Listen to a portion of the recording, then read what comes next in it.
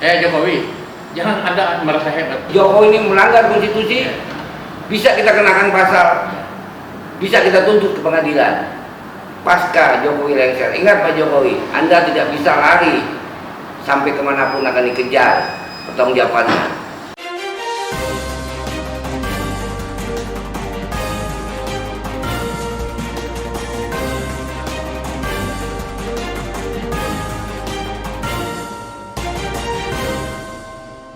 One Kawan TV One. Bincang podcast sore hari ini kita akan bicara dengan mengangkat tema oligarki. Tema oligarki ini sekarang akrab diperbincangkan oleh khalayak umum. Dahulu hanya oleh mahasiswa Fakultas Hukum dan jurusan Sosial Politik. Pada pemilu 2014 ditenggarai, ya kan, bahwa salah satu capres dibiayai, dimodalkan dan dimenangkan oleh oligarki, dan terus oligarki dikerjain pada pilkada DKI dengan proyek reklamasinya dalam pengamanannya. Kemudian Pilpres 2014 semakin kuat dan pemilu ini, isu ini semakin mengangkat, ya. Apa itu oligarki? Memfilsuf Plato bahwa adalah struktur kekuasaan yang dikuasai sekelompok orang. Nah, oligarki ini tidak hanya menguasai sendi-sendi kehidupan negara. Sekarang saat ini mereka ini juga masuk untuk mengambil keputusan, ya kan? Nah, ini sangat berbahaya. Kita telah mendatangkan dua narasumber, Bang Santos, seorang aktivis senior, ya kan, yang betul paham tentang oligarki, dan Bang Muslim Arbi.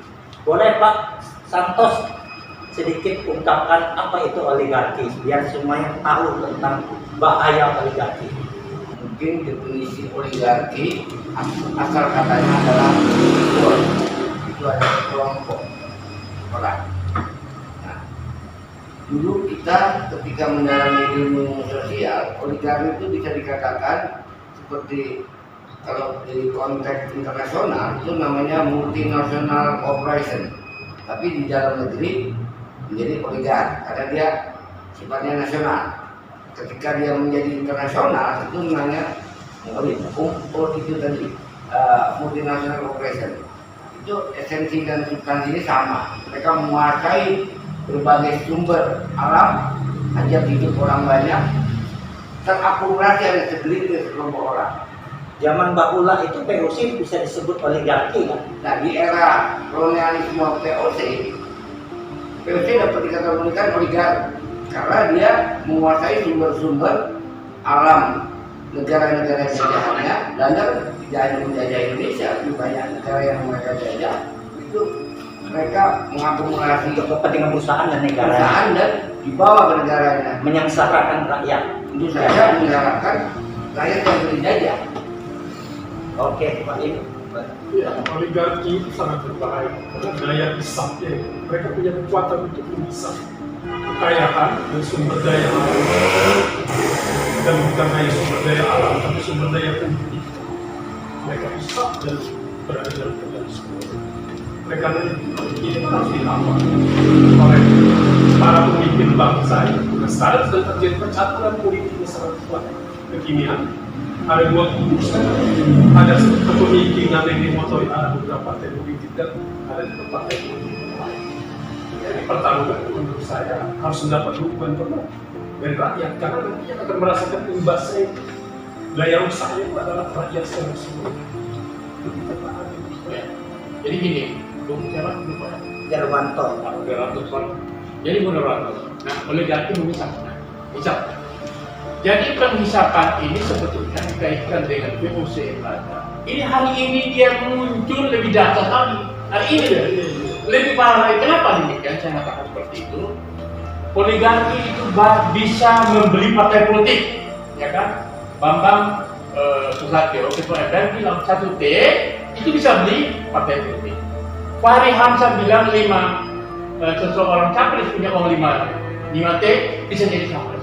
Nah, siapa yang punya uang segitu kalau bukan oligarki? Nah, jadi oligarki itu berhasil, ya kan, menjadikan Jokowi terus terang aja sebagai presiden 2014.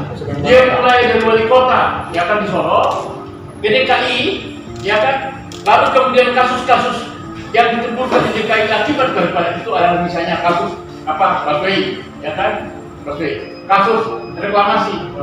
Pilgub 17 itu, 17 pula itu Jokowi, zaman Jokowi itu, ya kan, itu. Nah, jadi menghisap tadi, saya sependapat itu. Jadi sekarang ini, saya kemarin di depan kampus ITB, Mbak Esi hadir, saya mengatakan bahwa Bung Karno itu mengatakan bahwa yang aku khawatir itu adalah penjajahan oleh bangsa sendiri. Nah, hari ini oligarki itu adalah juga bagian dari orang-orang bangsa kita juga, ya kan? Yang menguasai sumber-sumber keuangan, menguasai sumber-sumber ekonomi, dan kemudian sekarang ini mereka merambut kepada sumber-sumber politik, ya kan? Bahkan jangan-jangan TNI dan Polri juga dibagi dari mereka.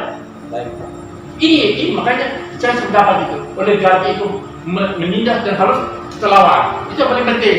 Baik, Paling penting itu. tapi politik ekonomi berupaya melindungi pribumi ya, yang dikenal dengan politik banteng ya kan, di mana setelah peninggalan penjajah Belanda ini kan sektor-sektor pengecer ini kan dikuasai oleh kelas menengah, ya, oligarki keturunan saat itu.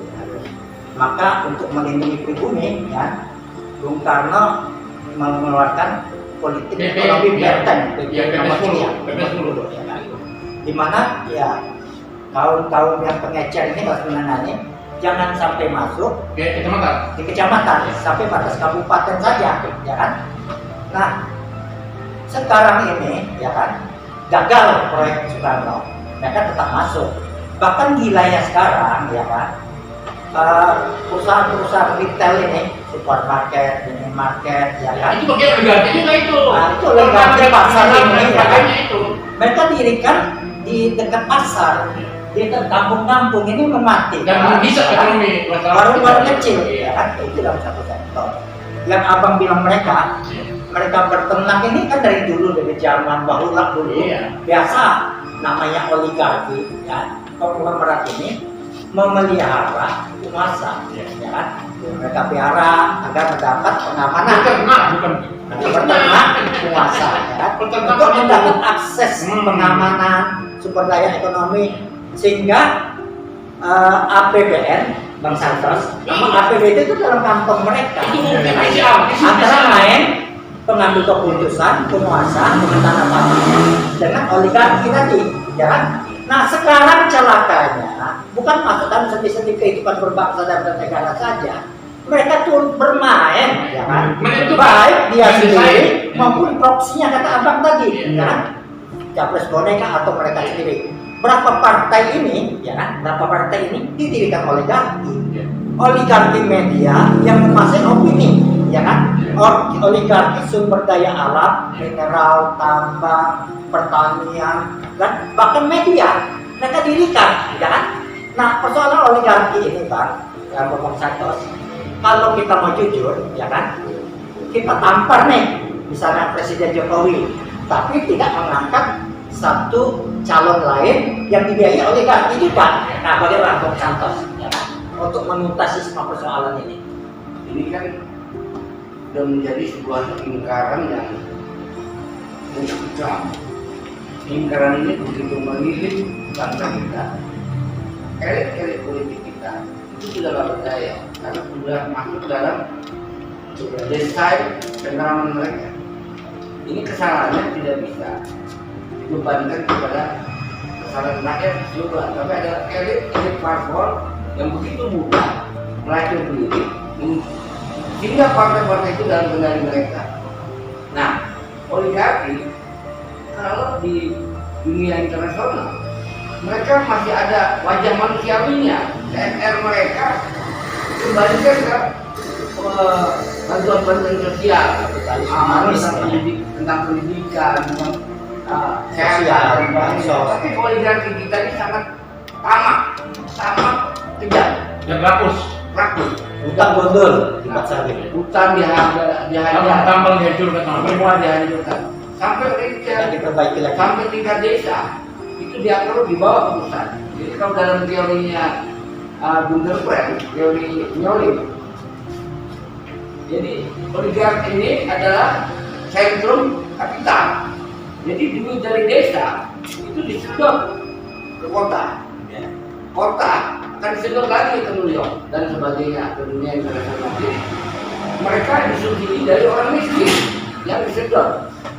Sumber alam dia kuasai, sehingga rakyat tidak bisa berbuat apa-apa. Rakyat itu hidupnya miskin makin parah. Dari segi kehidupan kita merdeka sudah 25 tahun.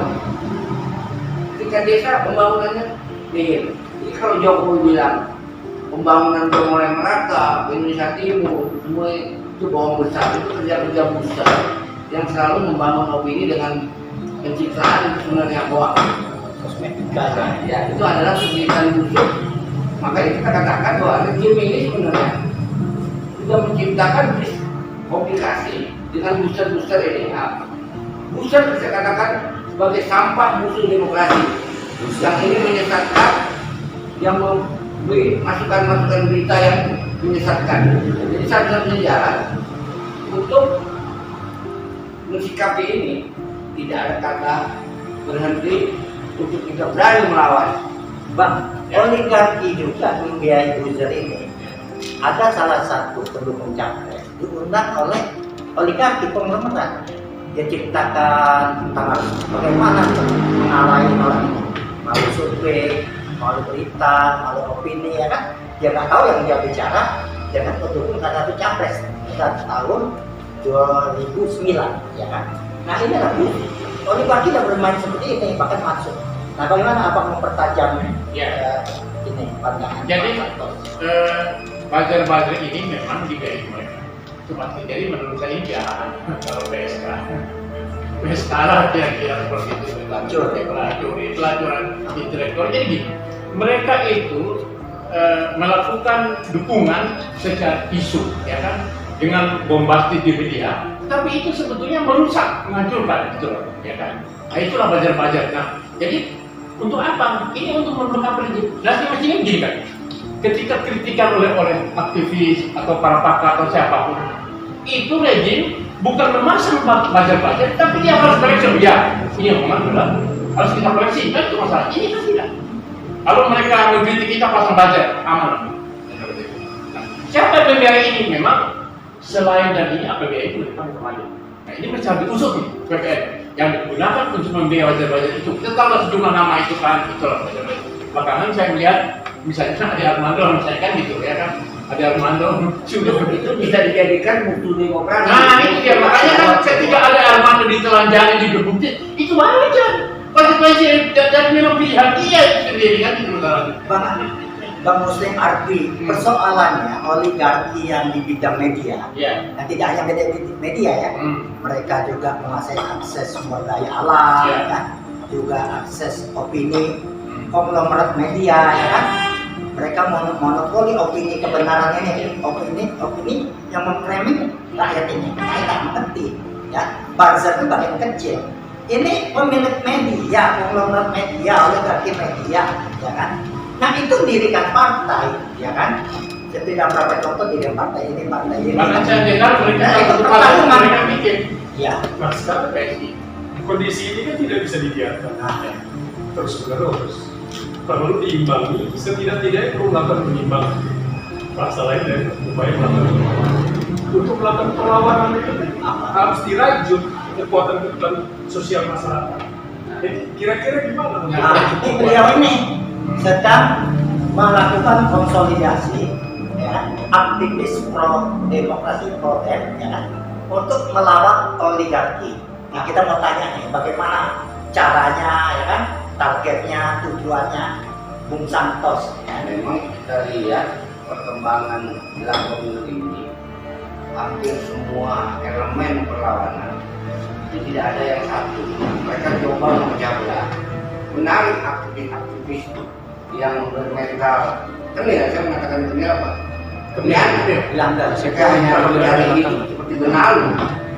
Nah, mereka ini masuk ke kubu Jokowi. Dengan segala legitimasinya bahwa Jokowi adalah bapak demokrasi dan mereka ini sebenarnya sudah merasa menjadi pusat.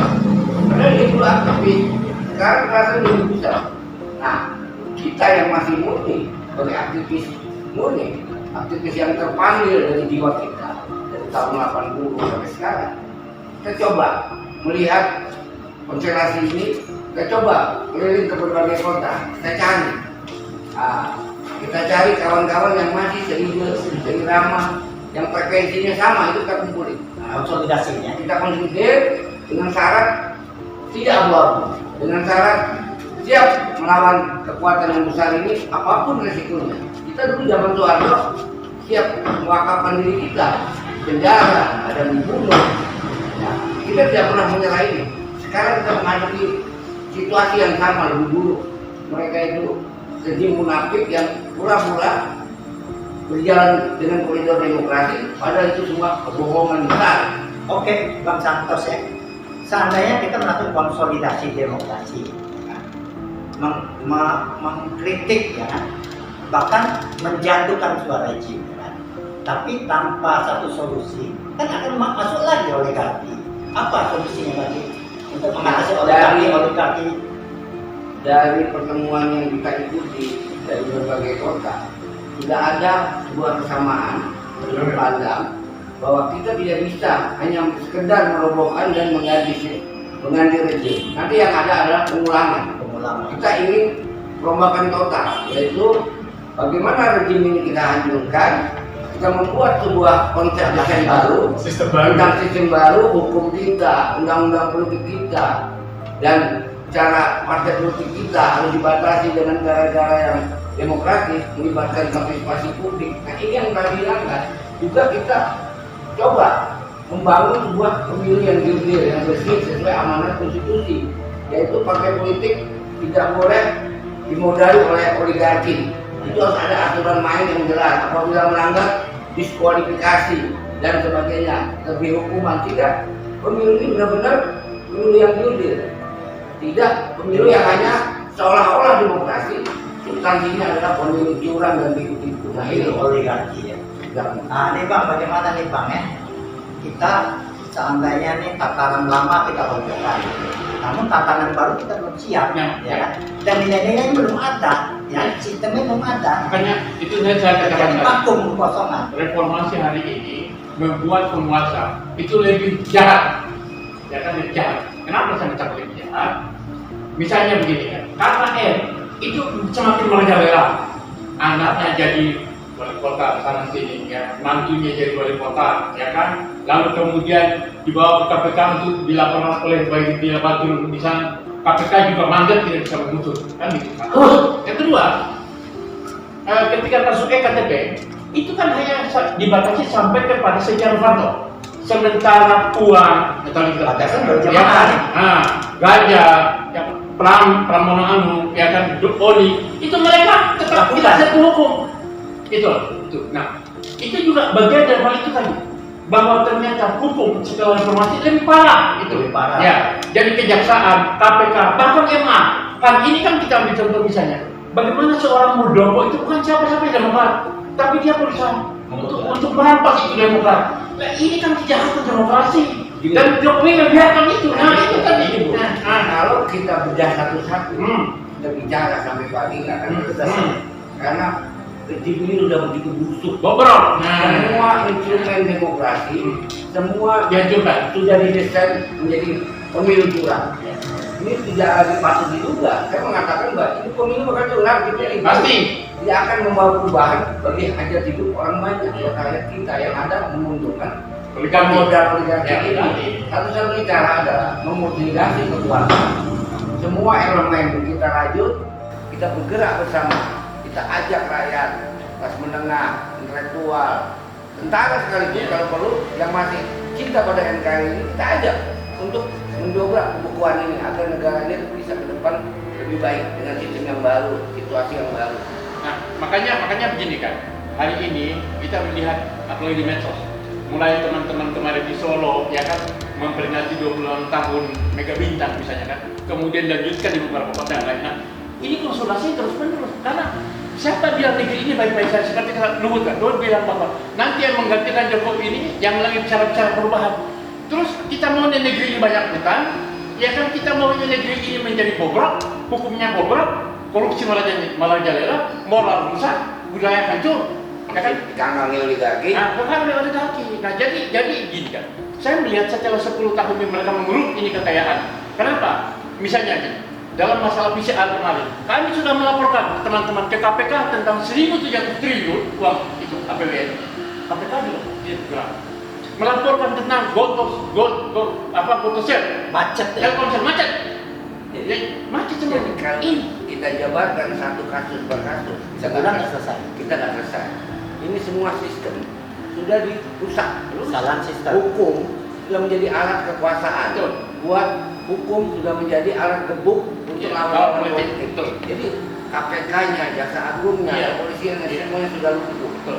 Kita nggak bisa berharap kecuali ada perombakan total rejim ini maju ke Nah, depan yang lebih baik. Bung Santoso, saya sependapat dengan itu. Nah, bagaimana teman kita sadarkan teman-teman alumni dan adik-adik kita di kampus-kampus ini kan itu menurut saya, supaya mereka itu sadar.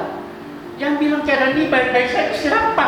Itu masalahnya kan gitu. Ya kan? Nah, ini problem lain bahwa mahasiswa Nah, milenial ini punya cara berpikir, sudut pandang yang beda dari kita. Mereka bukan tidak tahu ada negeri ini sedang tidak baik-baik, mereka tahu. Cuman kalau kita yang ngajak, kita yang ngompori, nanti kesannya kita provokator. provokator dan mendikte adik-adik. Biarkan, ini secara alamiah, mereka pasti akan bergerak. Begitu ini gerakan menjadi sebuah titik picu, ada momennya, ada mahasiswa pasti nanti akan bergabung.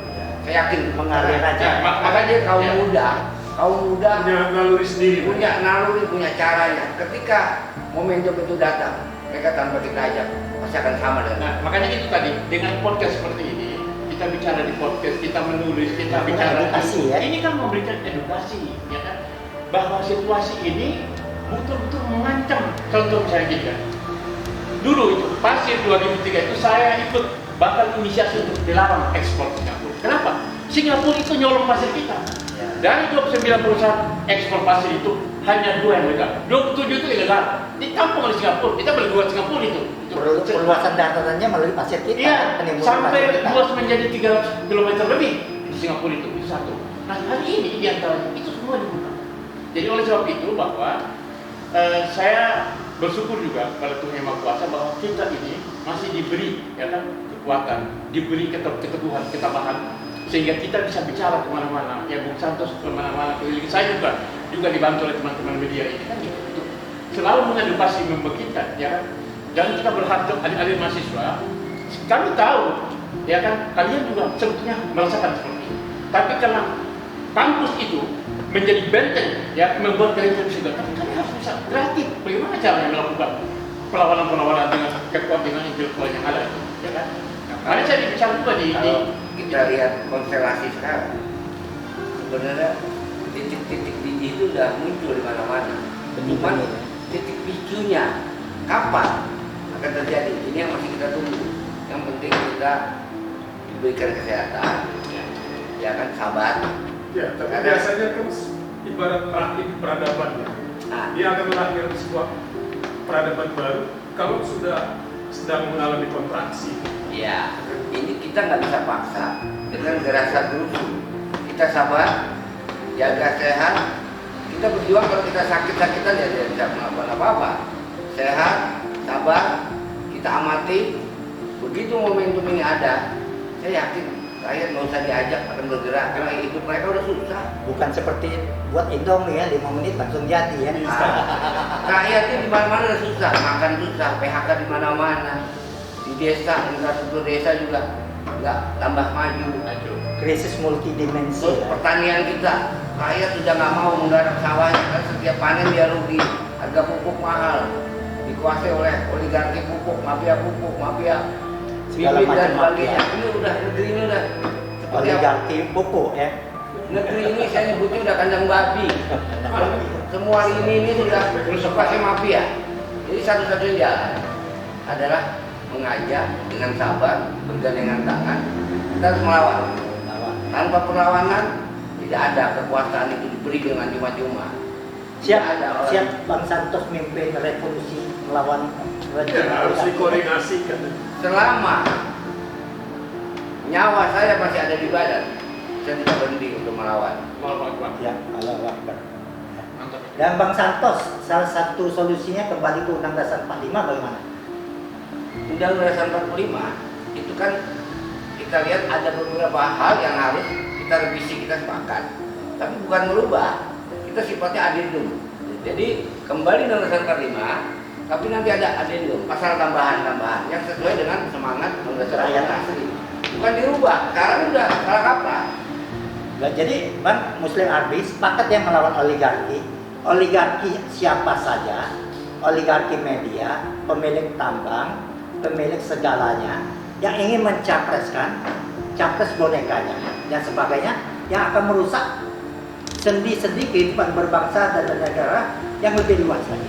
Ya. Sepakat kita ya? Nah, jadi gini saya tambahin sedikit bahwa pernyataan yang aneh ya, itu ketika presiden menjadikan mengatakan cawe-cawe ya kan, dan kemudian menjadikan istana sebagai posko.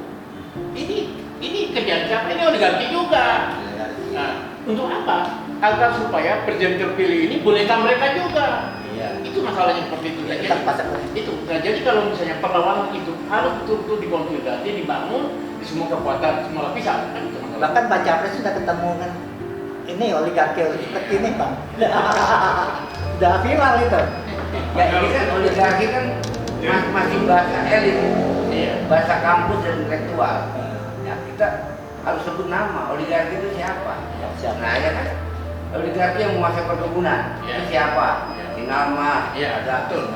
ada Aguan, ada Iya. apa? Lipo Bank. Ada James Riyadi, ada Metro Tua, TV, ada yang menguasai perbankan siapa? Iya. Antono, Iya. yang punya perusahaan jarum, Yang punya RCTI siapa? siapa? ya Haritanu, ya kan? Ini Haritanu. orang-orang inilah. Peter M. Gonta dan sebagainya. Ya? Nah ini nanti kalau ada perubahan, di mana rakyat bergerak, mereka akan menjadi musuh rakyat, musuh bersama yang harus kita kejar. Setuju disita aset-asetnya. Aset-asetnya disita buat Nasionalisasi. negara Nasionalisasi. untuk kebaikan negeri. Wah, cocok ya. Oke, kita tutup Jadi ya. gini sebentar saya tambahkan. Oke. Jadi Jokowi, jangan Anda merasa hebat. Dulu ketika Soeharto jatuh itu dia adalah orang terkuat di Asia. Ya. Ya kan? Itu jelas itu. Punya semuanya. Semuanya punya. Nah, jadi sekarang ini mendingan selesaikan baik-baik di negeri. Udahlah, biarkan jangan ada capres-capres yang Anda kendalikan atau Anda di bawah ini bagi pihak Pak. Biarkanlah rakyat yang memilih. Kalau tidak, meledak barang ini, ya kan? Dan pasti disebutkan dari itu.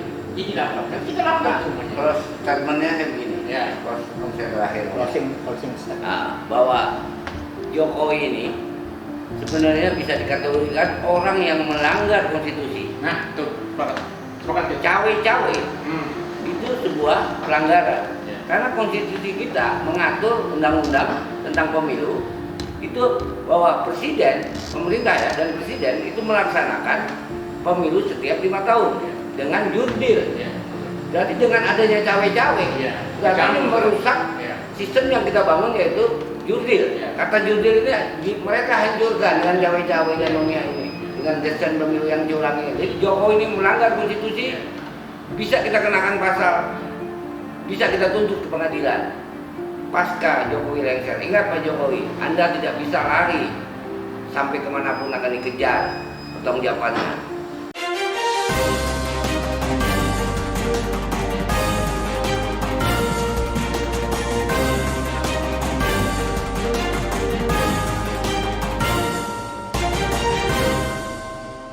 One Kawan TV 1.